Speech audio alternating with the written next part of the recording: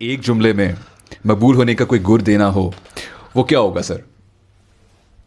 اپنی ایگو اور اپنی انا کو نکال دیں اپنے دل سے، اپنی زندگی سے، اور لوگوں سے ایکسپیکٹ کرنا بند کر دیں. آپ لوگوں کے لیے کچھ بھی کریں، سب کچھ کریں، بٹ آپ ان ریٹرن کچھ ایکسپیکٹ نہ کریں. اور صرف آپ اگر ایکسپیکٹ کریں تو اپنے اللہ تعالیٰ سے، اپنے رب تعالیٰ سے کریں کہ مجھے ریٹرنز تو میرے اللہ تعالیٰ نے دینے ہیں.